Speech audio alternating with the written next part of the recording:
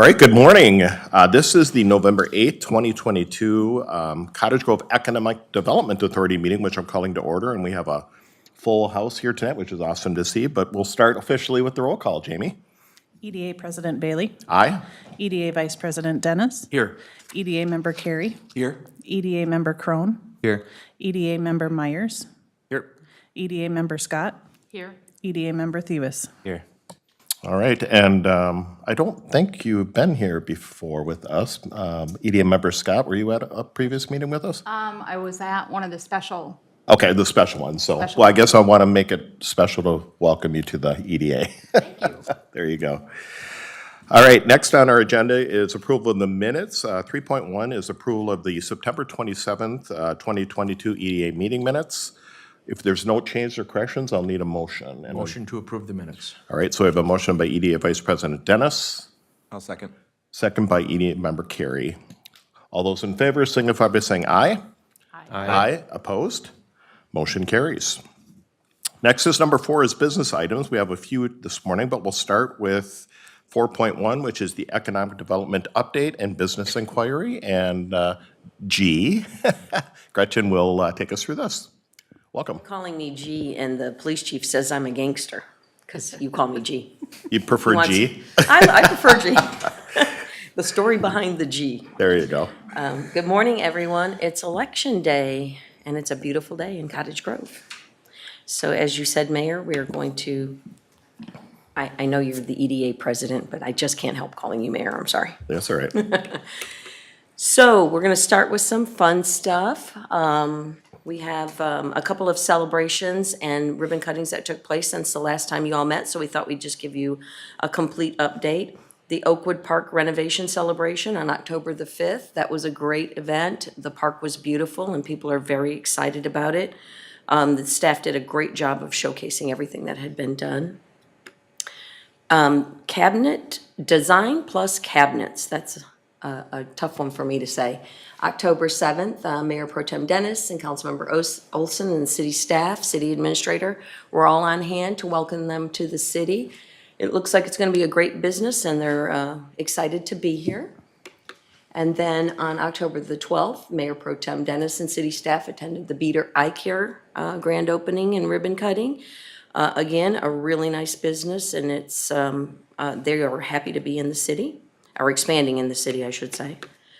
Beige Book, you have a comprehensive report in your board book. Overall, the economy is still doing pretty well. Most of the industries are doing okay. Office vacancy is still higher, which is not unexpected. But generally, most of the businesses are reporting that they're doing okay. Supply chains are still issues, construction costs are still issues, and of course, interest rates are still issues. But there's a detailed report in there, and we'll be happy to answer any questions on it after you review it. Just a couple of things business-wise. Renewal by Anderson. The foundation and plumbing underground work have begun on their expansion. So I think you've noted that's their 4th expansion. It's amazing. And then, of course, North Point, Cottage Grove Logistics Park, building number 1 and building number 2 are moving along quickly. And they think they'll probably have at least one lease by the end of the year, but they'll be ready to go in the spring. Hemingway Industrial Center, a couple of pictures for you. The permits for both buildings have been issued, and the footing and foundation work is underway for both of them. Leafline Labs, you know they're expanding, and the panel walls are being installed, and they worked over the weekend of 10/29 to make sure that the roof was ready for winter conditions, which of course will set in soon. So it's moving along quickly. Park Place Storage, building permit plans for their 4th building have been approved. Cottage Grove Apartments are coming along quickly. We just took a picture yesterday of how far along they are, and they anticipate opening in the spring. And the same with the View Apartments. Their wood framing has started, and they're moving along quickly. So just a few short updates, but things are still happening. And of course, this is the news that we had maybe hoped not to get, but at 95th and Jamaica, Endeavor notified the city administrator that they were not going to close on the property. And so there's been significant interest in that property, so we're meeting with folks, letting them see if they want to make an offer on the property itself. And the city administrator and staff have a meeting even today with someone else interested, so. Well, that was unfortunate, especially for the WAG property owners. Hopefully they'll get a better deal. And happy to answer any questions on that really quick overview, if you have them. All right, EDA members, any questions at all? What was the yellow areas on the last map? EDA member Carey and then, yep. The yellow areas? Yes, or are The they yellow green? I'm areas colorblind, sorry. are still property for sale, although the vast majority of it is owned by CP Rail, with the exception of that 18.5 acres, and then the yellow to the right of the screen. CP Rail generally is only going to probably swap property with people because of their expansion with Kansas City Southern, is it, Jennifer? So they're kind of in a holding pattern on their land. So that's, you know, it's for sale. Some of it's for sale, but not really for sale.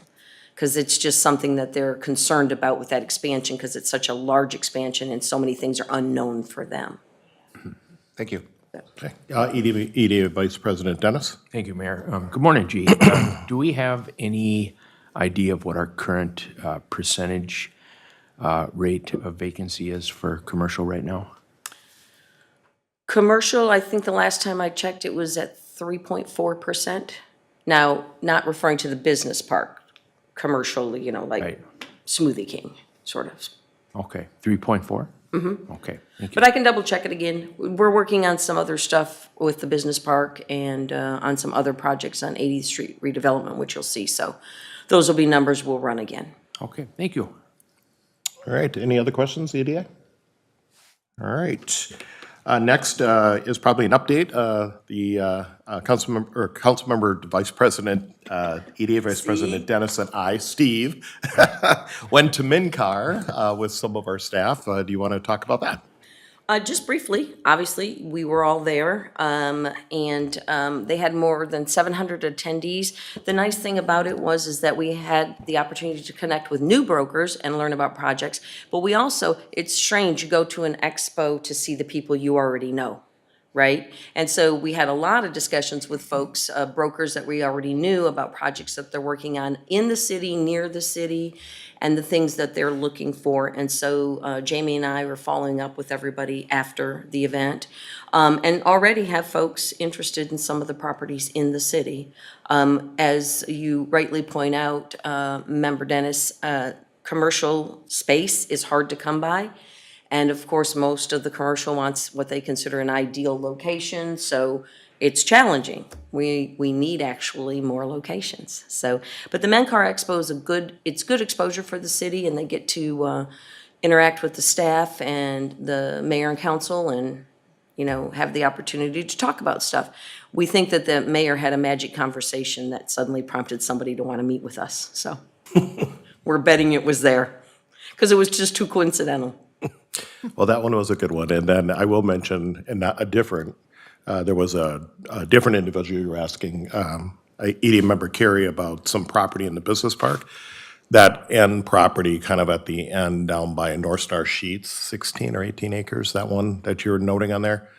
There is somebody that's interested in that property, and they spoke with us. They're hoping that maybe even by the end of the year, they might be able to do a closing on that property. So that would be another big spot in our business park. I'll say decent-sized spot in our business park that will be creating jobs and tax base, so. Are you referring to the 18.5 acres? Yeah, that's what I can remember. The one up in the very top there, the Yep. 18.5. Yep, they're pretty sure they have a deal closed on it. Yeah, so it was pretty cool for that broker to come up and have a conversation about what they're hoping to do. Yeah. So, good. All right, any questions on MNCAR? I will mention that we had, I have to mention this, we had the largest booth there. As a matter of fact, we had a lot of people taking pictures, as you know, because of the size or the type of booth that we created, so it's pretty awesome. All right, 4.3, we've been kind of waiting on this one, which is great to see, so that's the hotel study update. Yes, and for members of the audience, the EDA board approved moving forward with a hotel market study on August the 9th. The team at HVS, which is a worldwide hospitality analysis company, they also do building, believe it or not. They did market interviews, so they interviewed people, businesses in the community, they interviewed sporting locations, they interviewed economic development agencies in the area, and all with the intent of trying to figure out, is the city of Cottage Grove ready for another hotel, potentially? And the good news is that based upon their interviews, the pattern of business development in the city, they found that the city could support a mid-scale or upper mid-scale limited service chain affiliated 90-unit hotel. And that's specific because it's not a luxury hotel, it's not necessarily an extended stay hotel, it's somewhere in between.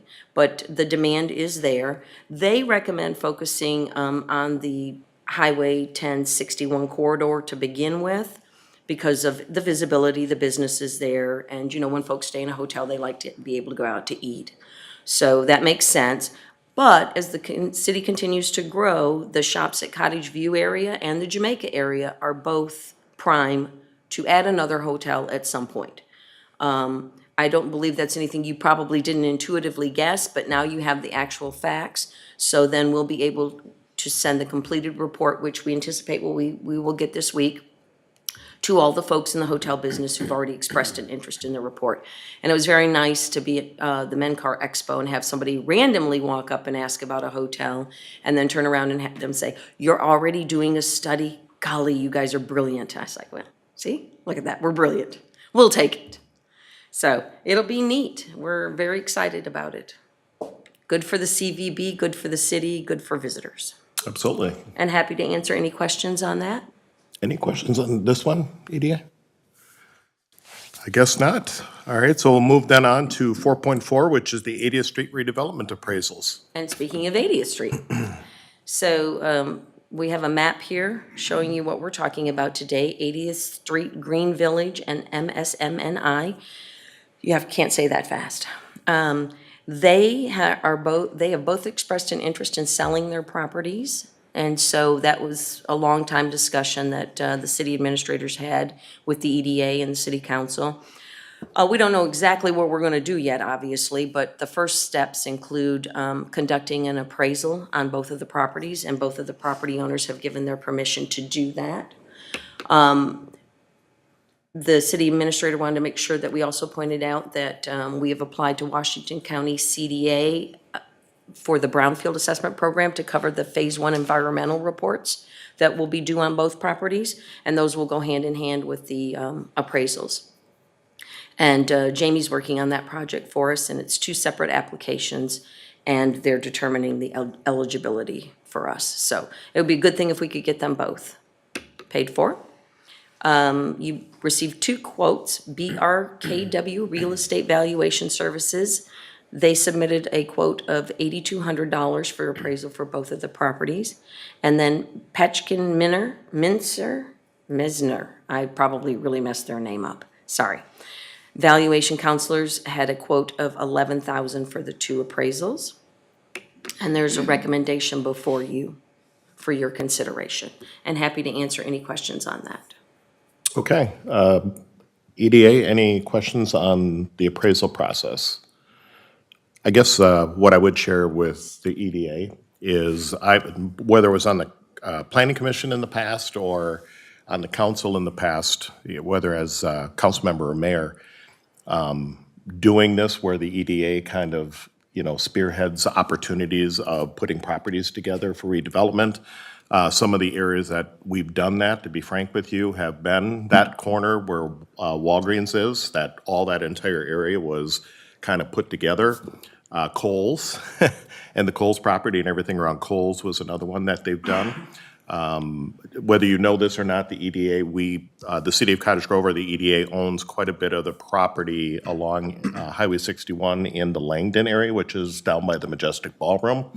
The idea again is that if we do get somebody that comes in and wants to do a development or redevelopment, we have that land kind of put together so they're not trying to deal with individual little entities. So Just sharing with you, our intent here is just to get the appraisals. We aren't doing anything yet with this property because frankly, I think it would be kind of nice to even expand that out a little bit and work. And I know that we've talked about that as internally from a staff standpoint, but it might be, this is a good start.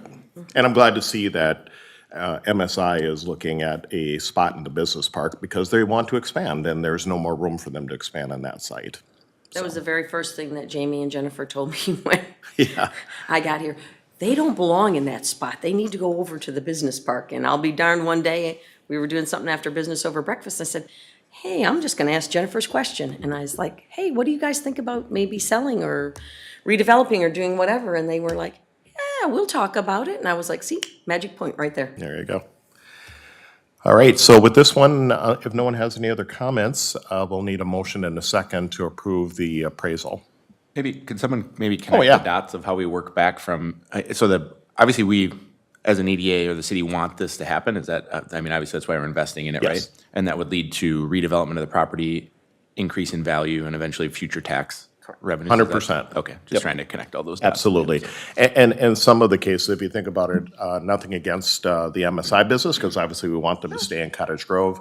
But if you've noticed, the 80th Village Green Center it's pretty dilapidated, and they're having a challenge keeping it filled. And part of the reason they're having somewhat of a challenge keeping it filled is because of how it's located there. So personally speaking, of course, there's been some plans out there about how we can redo this area to make it more easily accessible, both from a traffic standpoint and visibility standpoint. And that's really what this is all about, is starting to put some of those properties together. And we do know for a fact, and we just talked frankly about one, the hotel study as an example, but also some restaurants that want to be within Cottage Grove.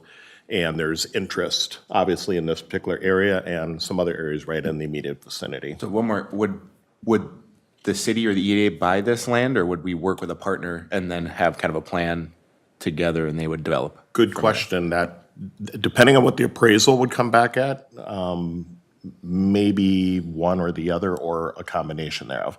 And the reason I said that is we don't really know yet. And I mean, because if the appraisals come back and they're off the mark, or they come back at a decent mark, I'll say it the other way, and they go, no, I want X amount of millions of dollars or whatever, well, of course, we're not more than likely not gonna do that. So that would be a second, excuse me, a different entity that would come in and do that. A lot of times, it takes a long time. Matter of fact, I know the individual that worked with us to create the Walgreens area with that gateway and all that. It took years for that to be assembled. And so this isn't something, frankly, in my opinion, that's gonna happen overnight. It'll take a while to kind of get things going. But the idea here is, depending on what the appraisals come back at, there might be a possibility that we would purchase it, but if anything, with those appraisals, they're public. So the fact is outside entity could come in and go, yeah, I want to buy those properties and I want to do it with this. And regardless, this sets the ball in motion for redevelopment. Yes, That's a very absolutely. critical area. That's, Very much yeah, so. yeah. Yep. Cool. Okay. Any other questions? All right, seeing none, we'll need a motion and a second to move forward on the appraisal. Again, motion to authorize the appraisal of 7155 80th Street South and 7130 East Point Douglas Road by BRKW Real Estate Valuation Services for the total cost of $8,200. All right, so I have a motion by EDA member Thews. Do I have a second? I'll second that motion. Second by EDA member Myers. Any other comments? Seeing none, all those in favor signify by saying aye. Aye. Opposed? Motion carries. And then last thing under business items is the River Oaks Interfund loan. And I believe Zach and Brenda are going to present this information to us. Thank you, Gretchen, or G. Good morning, President and members of the EDA. Thanks for having me today. As our River Oaks Golf Course GM would say, and the superintendent would say, the golf course is a living, breathing facility that needs constant care and attention and nurturing as well. If you think of the golf course as the the golf course is the body of the facility. You know, the heart would be the pump station and the irrigation pond, and then the blood vessels will be the irrigation system. So without all those systems in place, the golf course doesn't exist in the condition it is today. So a very important project we're talking about today. So the objective of the River Oaks irrigation replacement project is to just simply to replace the 1989 irrigation system, I'm sorry. We're converting PVC piping, which is, like I said, from 1989, so it's deteriorating rapidly. We're constantly repairing and replacing pipe in the ground and converting that to a high-density polyethylene piping, which is much more durable, has a 50-plus year life expectancy on it. Converting to more efficient controlling systems, valves, controllers, wireless controllers, things of that nature, and then converting to more efficient mechanical systems, that pump system that I talked about earlier. The project schedule will start in the winter of 2023 if the bid is accepted. Right now, we have a bid that the City Council will be considering in December. If that is accepted, we would start in the winter of 2023 to start the pump station work, things that we can do in the winter. And then in July of 2023, we would actually start the irrigation system replacement, so start pulling pipe out of the ground and putting new pipe and valves and heads in. There would be no course closure. At times, we would have to close a hole. So typically, we would close a hole and then, adjust rates accordingly or have people play an extra hole or whatever it might be. But there would be no course closure under this project schedule. And then completion would be October of 2023. Some of the expected benefits, improving turf conditions, making sure we're spreading the water to where it needs to go, reduce water consumption considerably. Right now, we're fairly inefficient with how we're operating just because the system is so aged. And of course, every time there's a break, thousands and thousands of gallons of water are lost. We don't know how much water is leaking underground. There could be a considerable amount leaking underground that we just don't know about. Most likely is just because of the age of the system, because it takes us until the water finds the surface. We can't find the leak and repair appropriately. Reduced energy costs, just by having a more efficient system. The pump runs less, operating systems run less. Reduce labor and material costs, this is a big one. We are spending tens of thousands of dollars in labor and equipment repairing the system. This fall, our superintendent was at his wit's end, trying to keep up with the repairs. Just being in the ground all the time is tough to do, and it takes away from other jobs that need to happen. So it means you end up having to staff up to paying additional staff to be in the field while our other crews are out repairing irrigation system. So with this new system, we don't expect to be in the ground hardly at all for the first 10 years. And as far as replacing any pipe or broken pipe, we don't expect to be in the ground for 30 years, barring any kind of odd circumstances. Increased operational efficiencies. We'll be able to run these units from, like I said, wireless. We'll be able to turn them on and off as we need to, schedule with the weather better.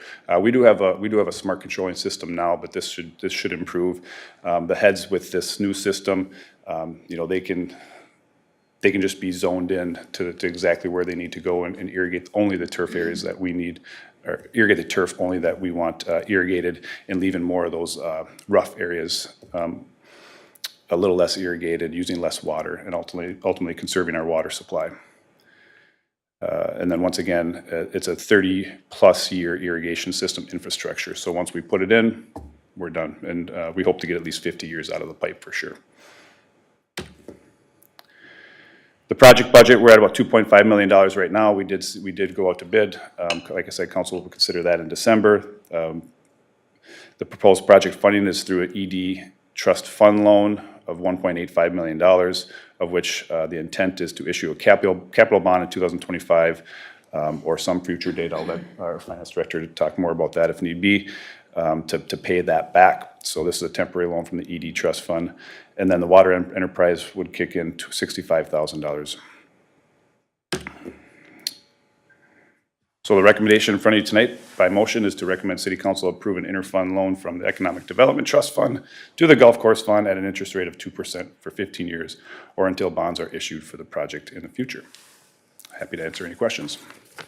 All right, I know that there might have been some questions about how the interfund loan works by the EDA. So if our finance director, Brenda, if you'd like to maybe talk a little bit through that. Yes, good morning, EDA President and members of the EDA. I'm happy to talk about the interfund loan here for the golf course irrigation replacement project. The interfund loan, it is an internal financing mechanism that cities use. We've used it in the past for some of our TIF funds with the ED Trust Fund. And the thought there is that we fund internally for these projects, and then in the case of TIF funds, we pay back that loan with future TIF funds or TIF revenues.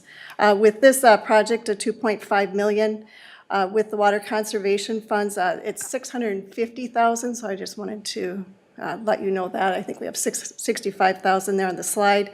And the rest is this interfund loan from the ED Trust Fund of $1,850,000. Currently, the ED Trust Fund, or Fund 286, it has a cash balance of about $5.1 million. So it does have sufficient funds to loan over to the golf course for this project. We would anticipate that this would be a temporary loan, and we would issue bonds in 2025 to repay this loan. And then what that allows is funds to go back into the ED Trust Fund to be used for other economic development projects.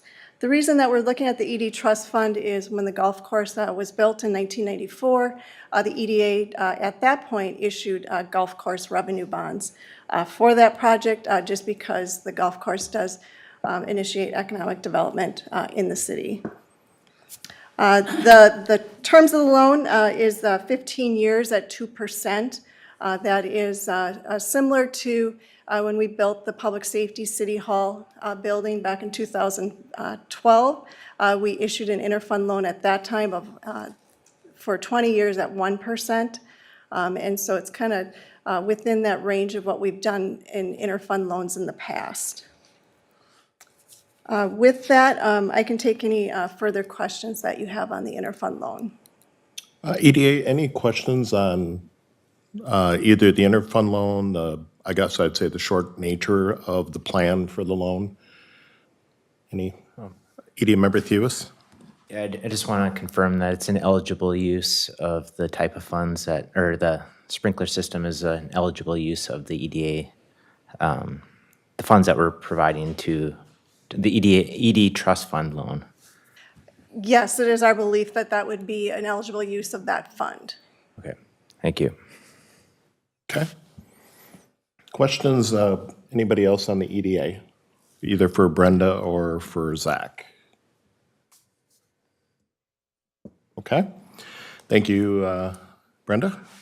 So EDA before you then, I don't know if. Permission to approach? This isn't a public hearing? Okay, I don't get to share with the EDA what I think about this. No, Okay, when would an appropriate time be to share this? the city council meeting. Which it's on the consent agenda. Well, actually, I don't know that it's on the consent agenda yet. Well, if, we can let it at that particular time.